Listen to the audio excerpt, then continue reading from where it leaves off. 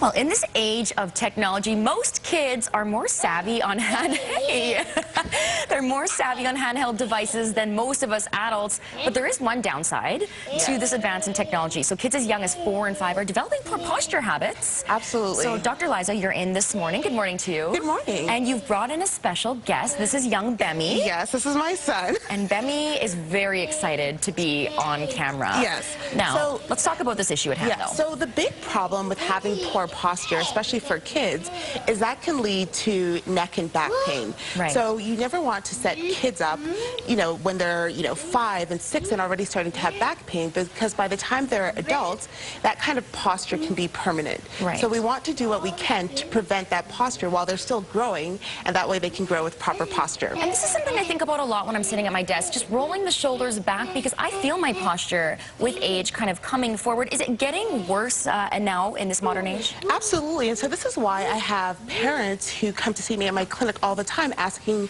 what can I do about my kids' posture? Their posture is actually worse than mine. And it's because kids are spending so much time on iPads, laptops, and texting on phones. Like, you see them, you see them everywhere. Yeah. So I have some kids who have worse posture than like my 80-year-old patient. Okay, so it's so important that we tackle it early, right? So Bemi's here to help us out. Exactly. We have 5 stretches that you can use with your children at home. They're easy, they're simple. Let's go through them. Okay, so for the first one, Bemi, let's interlock our hands, and then we're putting them behind our head.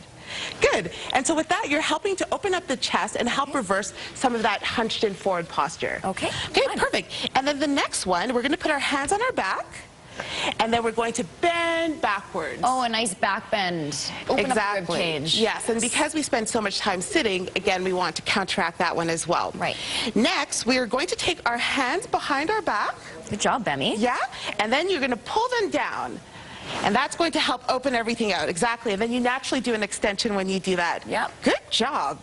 And then, as we mentioned, with too much sitting, your hip flexors in the front of the legs get really tight. Okay. So we actually want to stretch the quads. So, Bemi, do you want to hold my hand for this one? Because it's a little bit of balancing. Support. I always learned to hold your belly button. That was my trick. Oh, to get your balance? Oh, good job. He doesn't even need the support, right? Oh, there I go. And doing it by balancing is also great, because when you're balancing on one leg, you're also activating and strengthening your core. Right, single leg exercises. Yes, and now one of the best core strengthening exercises we can do is actually a plank. So we're going to get down to the floor for this one. Okay, I'm gonna let so with that, you're just going down, and then you're holding a plank. Look at that plank. Good job. This is great. Form.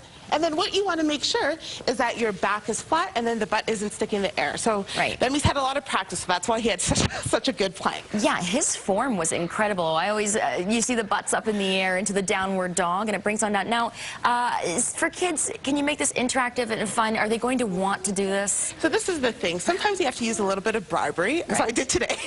And otherwise, if you make it a routine and you're doing those 5 exercises, especially before bed, kids actually like a routine. So when you go through those, and another trick that I use is I'll do our 5 first, and then I'll let him show me 5 of his own poses, because they like when they're in control. So you'll roll down on the floor, and they think of it as a fun activity. Okay, I like that. And how often should we be doing these stretches? Every single day. Once a day, twice a day? Once a day is fine, especially for kids, because they respond so quickly. So doing them every evening as part of your bedtime routine will also help them sleep better as well. So better posture and better sleep. And when it comes to sleep, I hear not using those smart devices before bed as well, and maybe limiting that time. Do you have a favorite pose, Bemi? You want to show us one of your favorite poses? Yeah, show us your favorite pose. We're going to end off. Oh, show us one of your favorite superhero poses. The superhero pose. There we go. Back. He's leaning on back. So if you want to learn more, dancer's pose. That's his variation. Dancer's pose. I love it. It's getting wild here in studio. If you want to learn more, you can always check out Dr. Liza's website. We've got drlizaegboga.com. Thanks so much, guys.